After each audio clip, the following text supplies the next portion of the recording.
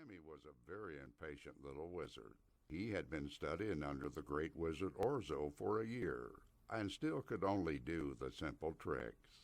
How often he went to the base of the mountain and saw Orzo go up to the top, where the lightning flashed about him as he called out the great spells that sent healing and miracles into the villages below.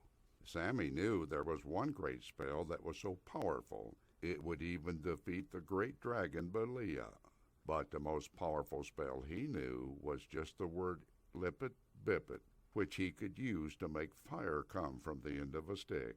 And even that was hard to use because he kept burning up the stick, making the fire go into something wrong like his dog Ralph, or it would shoot out the wrong end of the stick.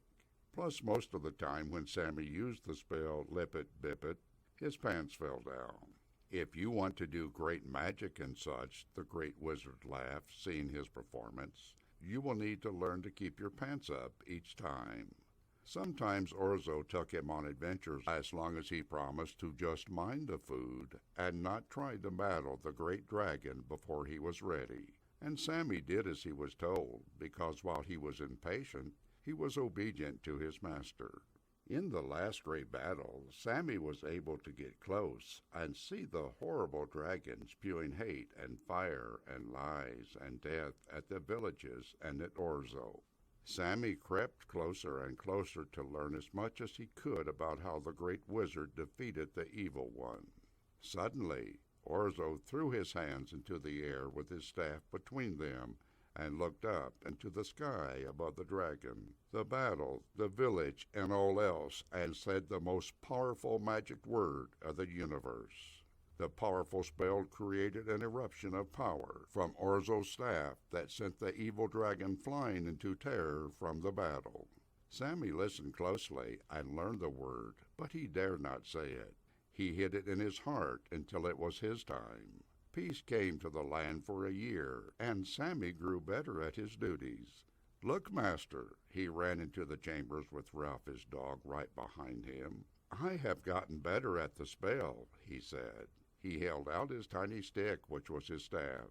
Then, squinting his eyes to concentrate, he said the spell. "Lippet Bippet," he said, and he held his breath. Sure enough, a small pillar of fire shot from the proper end and did not hit the dog. But the stick was a little burnt at the end, so it needed work. "See," Sammy said, thrusting out his chest proudly, and his pride might have lifted him from the ground. But then his pants fell down. "We have to get you better pants, little wizard," his master laughed, but it was clear Orzo was pleased at the progress. "It takes great patience to become a great wizard, but one day I will teach you the master spell, the word that is above all words, and can even defeat the great dragon." Orzo promised, and Sammy didn't have the courage to tell him he had learned the word, but never breathed it. But Leah struck without warning, and this time on the home village of Sammy in Orzo.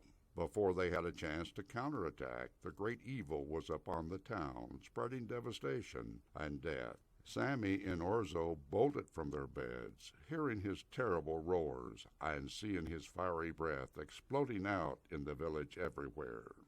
"Sammy, find my staff," Orzo commanded frantically as he gathered his gear to take the battle to the dragon.